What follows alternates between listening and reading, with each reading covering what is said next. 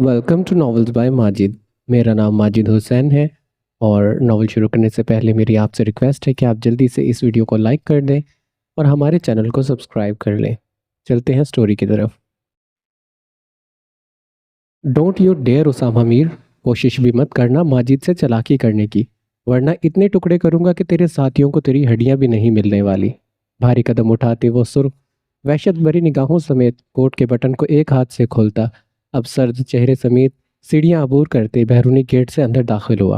Mobile phone को दूसरे हाथ में मुंतकिल करते वो अपने रूम की जानिब बढ़ने लगा था, जब अचानक कुछ गिरने की आवाज़ उसके समाज से टकराई। हसीन चेहरे पर ढेरों संजीदगी समेटे वो पूरी तरह से मुड़ा था। स्याह गहरी बड़ी बड़ी आंखों में सर्द मेहरी लिए इसने घूर कर दरवाजे को देखा और फिर एक निगाह अपने घर पर दौड़ाई। वो अजलत में एक मीटिंग के लिए शहर आया था और अब वापसी पर काफ़ी रात हो जाने के सबब वो सीधा अपने शहर में मौजूद घर की तरफ निकला था, जहाँ सिवाय इसके कोई जी रूह मौजूद नहीं था। मगर आज कुछ अलग था। वो दबे कदमों समेत सीढ़ियों के नीचे बने एक रूम की सीमत बढ़ा था। नाप घुमाए इसने दरवाज़ा खोलना चाहा, जो कि अंदर से लॉक्ड था। एकदम से इसका चौड़ा सीना फूला। गहरी सांसें भरते इसने नजरें अतराफ में दौड़ाई और अगले ही लम्हे फिंगरप्रिंट लॉक प्रेस हुआ था। दरवाज़ा एकदम से खुला तो सामने का मंजर देखकर इसके स्याह आंखें एक लम्हे में सुर्ख पड़ी थी। लाला, सामने ही बिस्तर पर बंधी बेहाल पड़ी हुदा अपने सामने इसे देखकर बेहाल सी कैफियत में बोली थी, जबकि इसकी हालत देखकर माजिद ने बेसाख्ता निगाहें चुराते दोनों हाथों की मुठियां इस कदर सख्ती से भींची जैसे कुछ तबाह कर देना चाहता हो।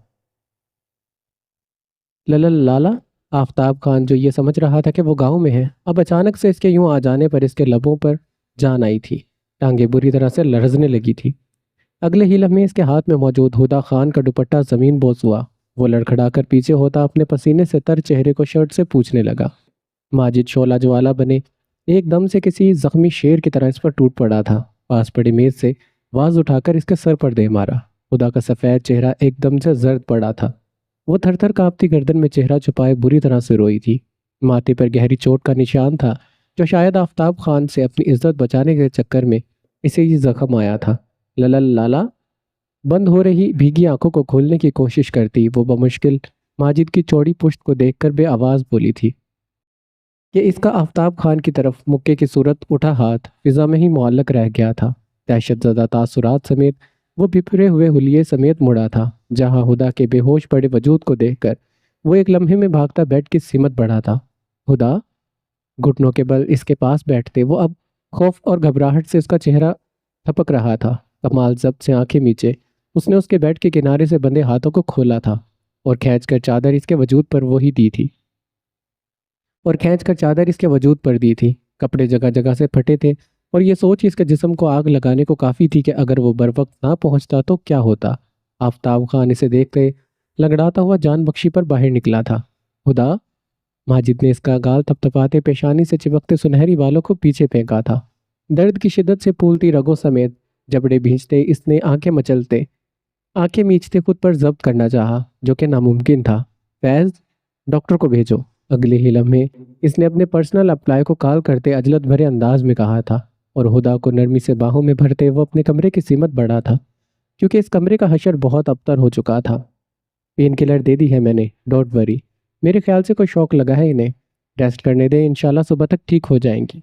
अपना सामान बैग में रखते डॉक्टर अपने सामने खड़े 32 साला खूबरू शख्स को देखकर काफ़ी संजीदगी से बोली थी। फिर एक निगाह बिस्तर पर लेटी इस छोटी सी लड़की पर डाली फिर एक निगाह बिस्तर पर लेटी इस छोटी सी लड़की पर डाली, जो बमुश्किल से 17-18 साल की थी। शुक्रिया, मुरव्वत से शुक्रिया कहते इसने फैज़ को पुकारा, जो दरवाजे के बाहर ही रुका था, तो डॉक्टर इसे खुदाफिज कहते रूम से निकली थी। पुश्त पर हाथ बांधे माजिद ने एक गहरी निगाह हुदा पर डाली, जो अभी तक स्कूल के उधड़े हुए यूनिफॉर्म में मलबूस थी। गहरी सांसें भरते वो रूम से बाहर निकला। थकावट के सबब सर भारी पड़ रहा था। सोफे पर बैठते इसने तेजी से किसी को पैगाम भेजा और मोबाइल फ़ोन साइलेंट पर करते मेज़ पर रखे वो आंखें मूंदे सर सोफे पर गिराए लेटा था। छनाक से कुछ गिरने की आवाज़ पर वो हड़बड़ा कर उठा था। खुद को सोफे पर पाते नींद से बोझल सुर्ख होती आंखें मसलते इसने खुद को देखा। आहिस्ता आहिस्ता दिमाग बेदार हुआ तो इसे समझ आया कि वो कहाँ पर है। एक निगाह आगे पीछे दौड़ाई। खिड़की से फिसलती रोशनी से वो अंदाज़ा हुआ कि सुबह हो चुकी है। चेहरे पर हाथ फेरते वो एकदम से उठा था। रुख अपने कमरे की सिमत था। دروازہ نوک کرتے وہ اندر داخل ہوا تو سامنے سے ہی اسے آتے دیکھ کر وہ سہم کر کمفرٹر میں دب گئی تھی۔ اس کی اس حرکت پر ماجد نے آنکھیں چھوٹی کیے، ایک نگاہ اس پر اور پھر فرش پر بکھرے کانچ پر ڈالی تھی۔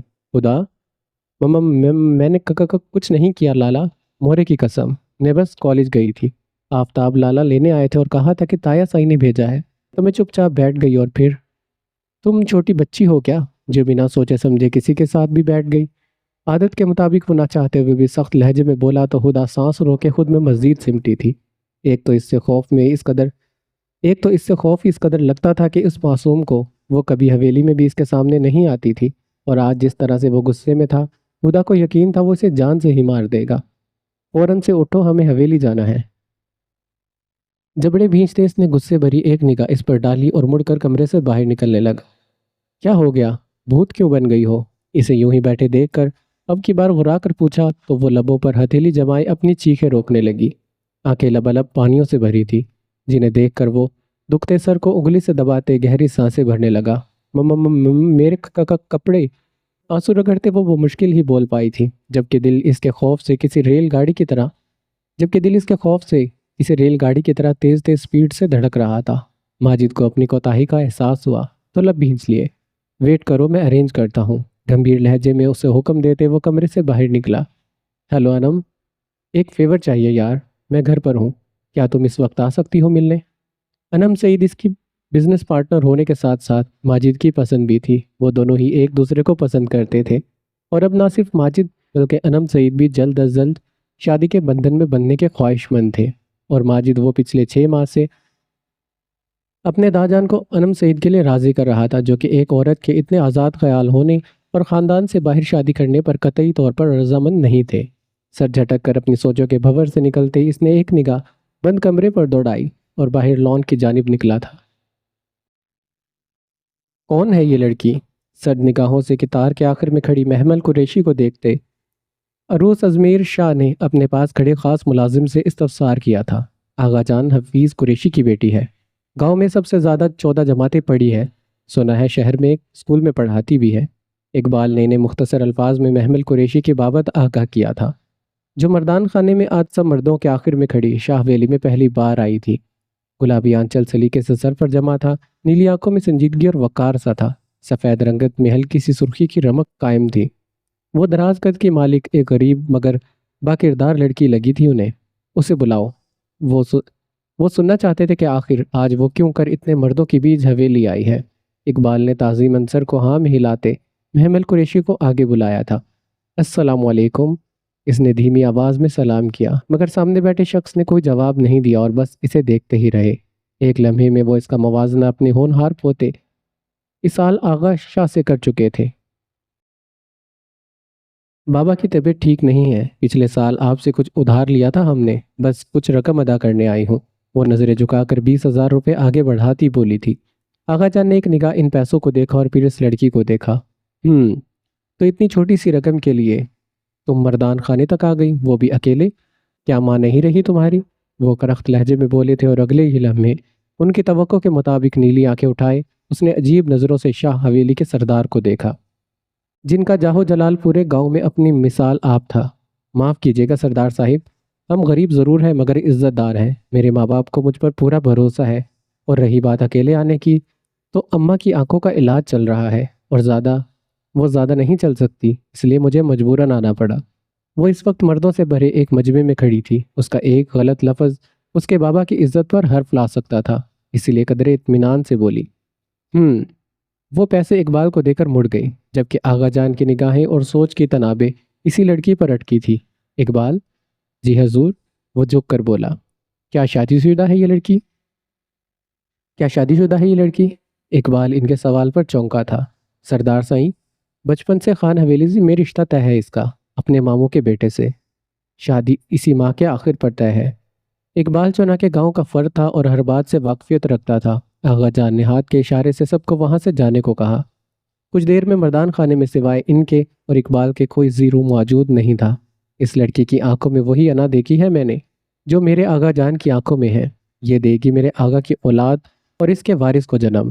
ایک لمحہ لگا تھا انہیں فیصلہ کرنے میں، وہ حاکم وقت تھے، کچھ بھی سوچنا اور کرنا ان کے لیے بائیں ہاتھ کا کھیل تھا۔ محمل قریشی کو کسی وقت کی زندگی چھین کر محمل قریشی کو کسی دوسرے کی زندگی سے چھین کر وہ اپنے پوتے کی زندگی میں لانے کا فیصلہ منٹوں میں کر چکے تھے، یہ جانے بنا کہ اس کا انجام کتنا غلط ہو سکتا ہے۔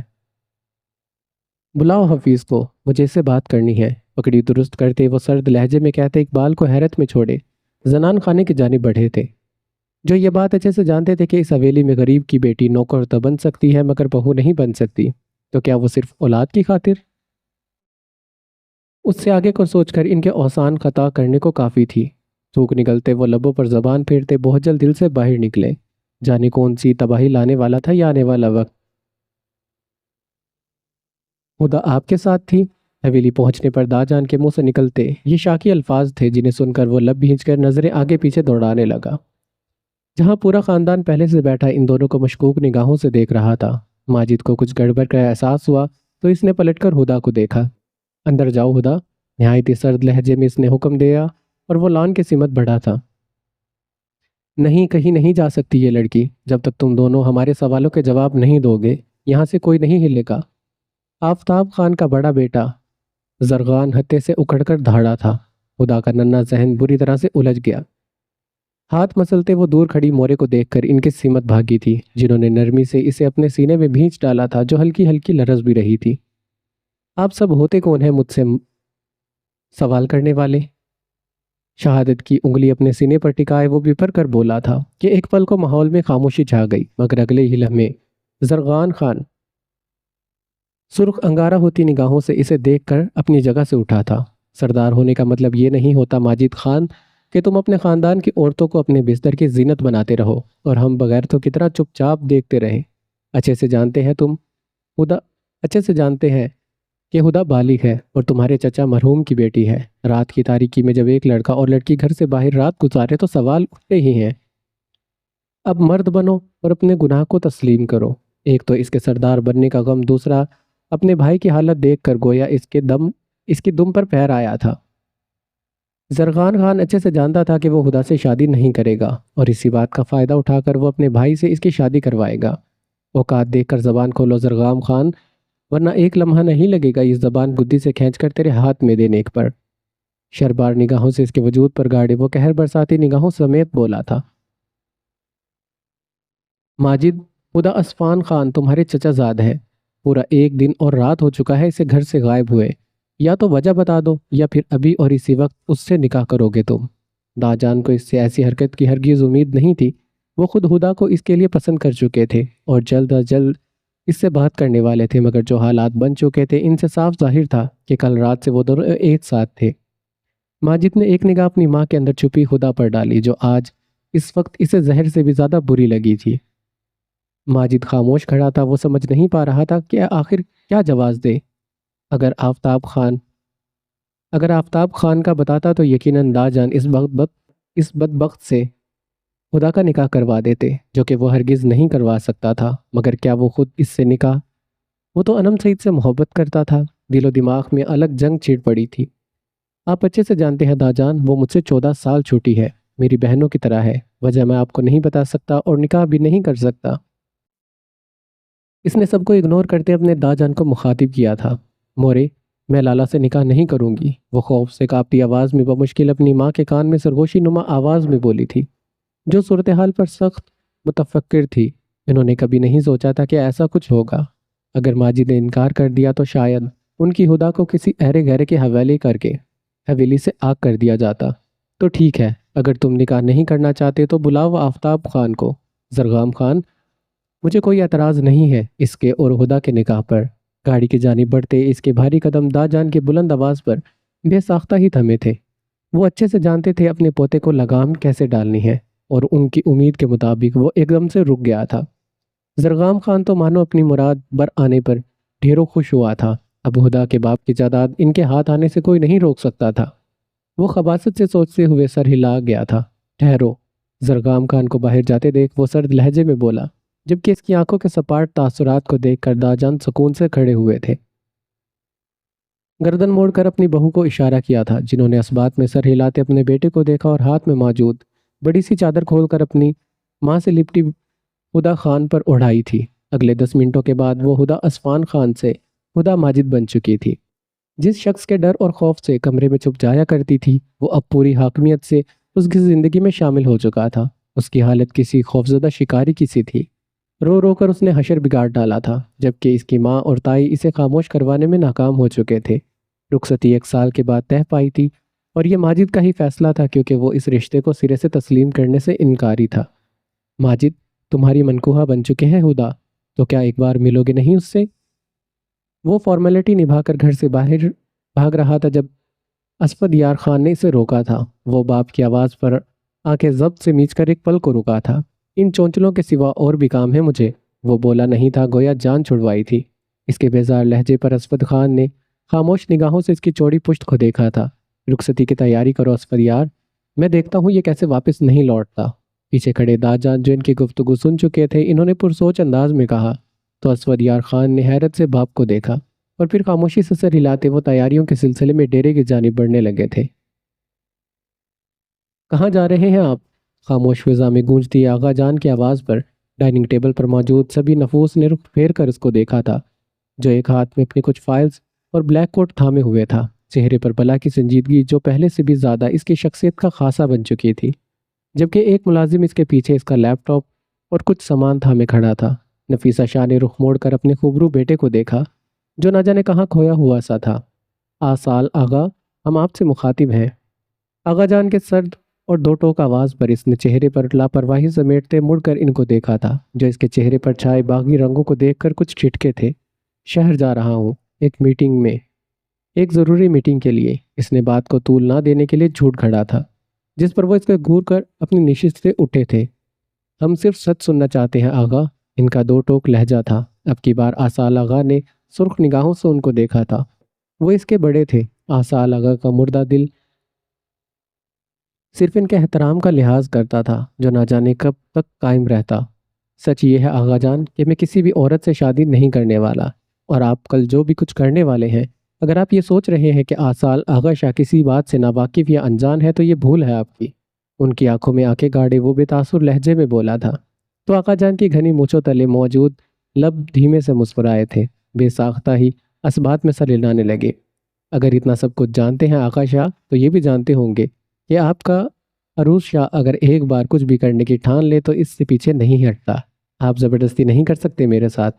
وہ سرخ چہرے سمیت ان کی بات کاٹتے ہوئے غرایا تھا کہ میز پر بیٹھی نفیسہ بیگم نے ڈر کر منہ پر ہاتھ رکھا تھا۔ روپ شاہ نے بے ساختہ ہی گھبرا کر ماں کا کندھا جکڑا تھا، نہ جانے کیا ہونے والا تھا اب۔ ختیجہ سے نکاح کرنے کو آپ راضی نہیں ہیں آسال؟ ہم نے آپ کے فیصلے کا احترام کر لیا۔ آپ چاہتے ہیں کہ آپ کی بہن اور بھانجی کو آپ کے زیر سایہ رکھا جائے، ہم نے وہ بھی مان لیا۔ اگر کل آپ نے ہمارے کسی بھی فیصلے کی خلاف ورزی کرنے کی سوچی تو یاد رکھیے گا، نعمت دلاور شاہ اور ان کی بیٹی کو اس حویلی میں واپس نہیں لوٹائیں گے، اور نہ ہی ان کے سرپرستی آپ کو دی جائے گی۔ آغا جان نے بڑی ہی مہارت سے تابوت میں آخری کیل ٹھوکا تھا۔ اب وہ اس کے چہرے کا جائزہ لے رہے تھے، جو غصے کی زیادتی سے لال انگارا ہو رہا تھا۔ آپ ایسا نہیں کر سکتے آغا خان۔ اگر آپ نے ایسا کچھ بھی کیا تو میں اس لڑکی کی زندگی جہنم بنا دوں گا۔ وہ دھمکی نہیں دے رہا تھا آغا جان نے غور سے اس کی آنکھوں میں اترتے خون کو دیکھا، لب سختی سے بھیجے تھے۔ محمل قریشی سے آپ کا نکاح کرنے کا فیصلہ ہمارا ہے آغا، اور جب تک وہ آپ کا وارث ہماری گود میں نہیں ڈال دیتی، آپ انہیں کوئی ضرر نہیں پہنچائیں گے، اور یہ میرا حکم ہے۔ آغا نے بڑے ہی ٹھہرے ہوئے مگر مضبوط لہجے میں کہا تھا۔ وہ اصول پسند ضرور تھے، مگر اتنے بھی سخت مزاج نہیں تھے جو ایک کمزور لڑکی پر ظلم ڈھانے کی چھوٹ اپنے پوتے کو دے دیتے۔ آغا آپ کر کیا رہے ہیں؟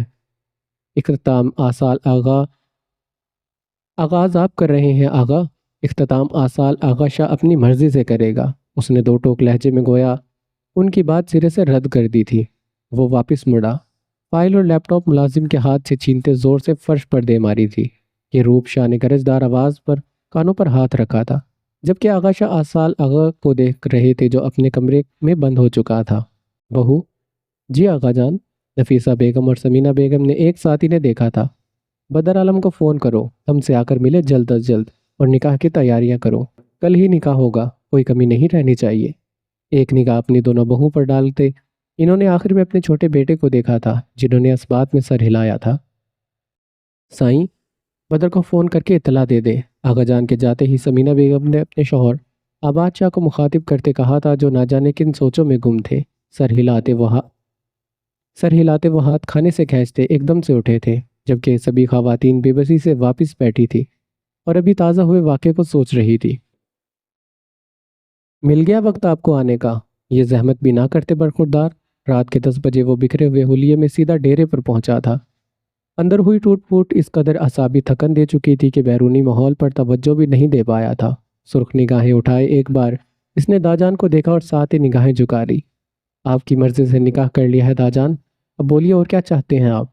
ماجد نے کاٹدار لہجے میں انہیں جتایا تھا، جنہوں نے گہری سانس بھرتے پیچھے کھڑے اپنے بیٹے کو گردن ہلاتے اشارہ کیا تھا، جو سر اس بات میں ہلاتے ان دادا پوتے کو اکیلے چھوڑ کر واپس مڑ گیا تھا۔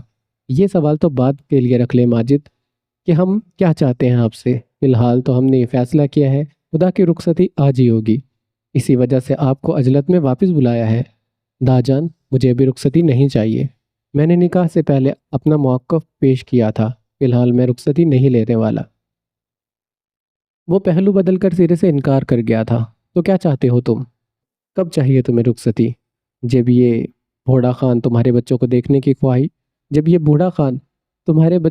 کی خواہش دل میں دبائے منو مٹی تلے جا سوئے گا، تب؟ داجان کا چہرہ بے بسی اور غصے سے سرخ ہوا پڑا تھا۔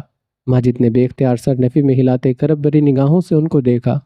وہ کیسے سمجھاتا انہیں؟ جو زخم اس کے دل پر لگا تھا اسے بھرنے میں وقت درکار تھا۔ وہ اچانک سے کیسے خدا کو اپنی زندگی میں تسلیم کر لیتا، جبکہ دل تو کسی اور کے لیے دھڑکتا تھا۔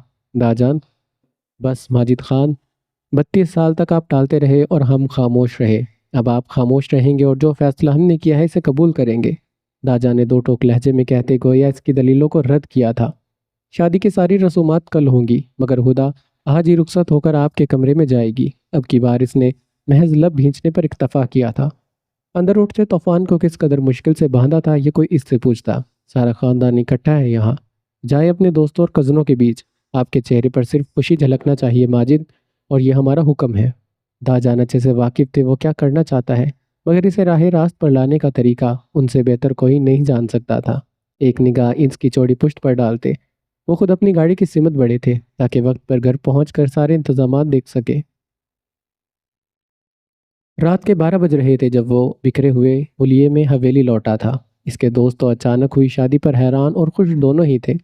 وہ بظاہر خوشی کا ناٹک کرتے کرتے اب اکتا سا گیا تھا۔ سب سے زیادہ غصہ اسے ہدا خان پر تھا، جس کے سبب آج اتنا سب کچھ ہو رہا تھا۔ مردہ قدموں سمیت وہ آگے بڑھا۔ جب جیب میں موجود موبائل فون دوبارہ سے رنگ ہوا تھا، اس نے موبائل فون بے دہانی کے عالم میں نکالا تو سامنے ہی انم سعید کی کئی مس کالز تھی، جسے دیکھتے ہی اس نے کرب سے آنکھیں میچی تھی۔ جبڑا بھینچے وہ سرد سانس بھرتے رہ گیا تھا۔ فون چیک کرتے اب اس کے قدموں کی رفتار میں تیزی آئی تھی۔ لمبے لمبے ڈاک بھرتا وہ سیدھا اپنے روم میں آیا۔ دروازہ زوردار طریقے سے کھولا تو اگلے ہی لمحے گلاب کی پھولوں کی تیز خوشبو کا جھونکا تھا جو ماجد کے وجود سے ٹکرایا تھا۔ سیاہ چمکدار آنکھیں گھماتے اس نے پورے کمرے پر ایک تارانہ نگاہ ڈالی، مگر حیرت تو اسے بیڈ پر پھیلی ہوئی سوئی ہوئی ہدا خان کو دیکھ کر ہوئی تھی۔ اتنے سالوں سے وہ اکیلا اپنے روم میں رہتا تھا، کجا کے اسے ملازمین کا بھی روم میں آنا سخت ناپسند تھا۔ یہی وجہ تھی کہ اس کی والدہ خود اس کا روم صاف کرواتی تھی، اور اب اپنے بستر پر اس لڑکی کا یوں بے فکر ہو کر سونا گویا اس کے تن بدن میں آگ لگا گیا تھا۔ کوٹ اتارتے اس نے زور طریقے سے فرش پر پٹکا تھا۔ کپ فولڈ کرتے وہ ایک ہی جست میں آگے آیا اور کھینچ کر اس کا سفید بازو اپنی گرفت میں لیتے اسے کھینچ کر اٹھایا تھا، جو گہری نیند میں ہونے کے سبب ہڑبڑا کر اٹھی تھی۔ حسین آنکھوں میں نیند کا خمار تھا۔ وہ آنکھیں چپک کر اس کو دیکھنے لگی، مگر مقابل کے چہرے پر رقم وحشت دیکھ کر وہ تھوک نگلتے ہوئے ہوش میں لوٹتے بے ساختہ ہی پیچھے ہوئی تھی۔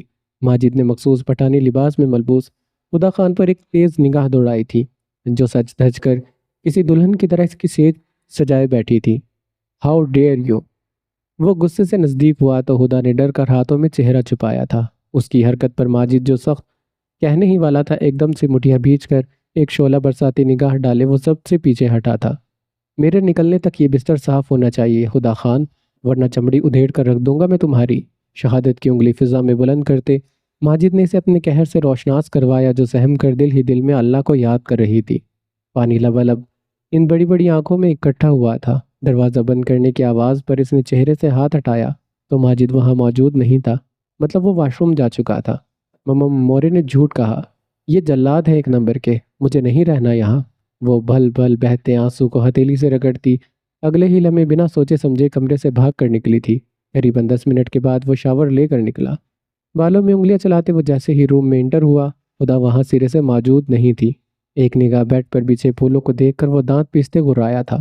خدا! اس کا چہرہ ڈریسنگ روم کی جانب تھا، وہ سمجھ رہا تھا وہ وہاں موجود تھی۔ وہ پھر سے چلایا۔ سفید چہرے پر اب کی بار سرخی کی رمق بڑھی تھی۔ یہی وجہ تھی کہ وہ ایک امیچور لڑکی سے شادی کے حق میں نہیں تھا۔ دروازے کے قریب جاتے اس نے ایک دم سے دروازہ کھولا تو کمرہ خالی تھا۔ خدا! دانت پر دانت جمائے وہ تیش سے مٹھیاں بھیچے اب وارڈروب سے اپنی شرٹ نکالتے عجلت میں روم سے باہر نکلا تھا۔ دروازہ اتنی شدت سے بند کیا تھا جیسے سارا قصور اسی دروازے کا ہو۔ آ جائیں۔ دروازے پر ہوتی پہلی دستک پر نرگس خان نے سے اندر آنے کی اجازت دی تھی، گویا وہ جانتی تھی کہ دروازے پر کون ہو سکتا ہے۔ السلام علیکم چچی جان۔ سرخوتے چہرے سمیت وہ بمشکل ضبط سے انہیں سلام کرتے اب ان کے اندر چھپی ہوئی ہدا خان کو دیکھ کر جبڑا بھیج گیا تھا، جو ایسے رو رہی تھی جانے کتنا ظلم کر دیا ہو اس پر۔ وعلیکم السلام ماجد بیٹا، میں لا رہی تھی بس ہدا کو۔ وہ بھتیجے کے مزاج سے واقف تھی، جبھی بات سنبھالنے کو بولی، نہیں میں نہیں جاؤں گی مورے، لالا بہت برے ہیں، یہ مجھے جان سے مار دیں گے، مجھے نہیں جانا وہاں۔ وہ ماں کے سینے میں چھپی خوف زدہ سی روتے ہوئے بولی تھی۔ پہلی بار تو اس کے کمرے میں گئی تھی، مورے اور تائی جان نے اسے بتایا تھا ماجد شہر گیا ہے، اسی وجہ سے تو وہ اتنے آرام سے سو رہی تھی، مگر اب اس کی موجودگی میں وہ مر کر بھی اس کے کمرے میں نہ جاتی۔ خدا اٹھو اور فوراً سے روم میں چلو۔ ضبط کے کڑوے گھونٹ بھرتے اس نے اندر اٹھتے ابال کو دبائے دبائے لہجے میں کہا تھا، ورنہ دل تو اس لڑکی کے ہوش ٹھکانے لگانے کا تھا۔ خدا اسے اگنور کرتی ابھی تک اپنی ماں کے ساتھ لپٹی رہی، جس پر نرگس بیگم گھبرا سی گئی تھی۔ بیٹا آپ چلو، میں اسے لاتی ہوں، وہ شائستگی سے بولی تھی۔ ان کا ارادہ ماجد کو بھیج کر ہدا کو سمجھانے کا تھا۔ میں پاگل نہیں ہوں، میں مر کر بھی نہیں جانے والی، وہ پھر سے ضدی لہجے میں بولی، اور یہی ماجد کا ضبط ٹوٹا تھا۔ وہ تیش کے عالم میں سے گھورتے آگے بڑھا تھا اور ایک جھٹکے سے اس کی کلائی جکڑتے اسے مورے سے جدا کیا تھا، جو بھی کے چہرے پر خوف سمیٹتے اسے یوں دیکھ رہی تھی جیسے موت کا فرشتہ دیکھ لیا ہو۔ ماجد بیٹا، نرگس بیگم اس کے تیور سے گھبرا سی گئی تھی، جتنا ان کی ہدا ناسمجھ اور معصوم تھی، ماجد اتنا ہی سخت اور سنجیدہ مزاج تھا۔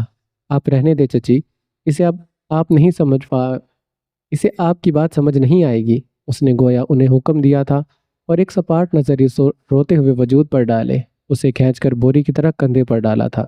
پوری خان حویلی میں اس کی چیخیں تھیں اور ماجد کا بس نہیں چل رہا تھا اپنا یوں تماشا بننے پر وہ اسے جان سے ہی مار ڈال دیتا۔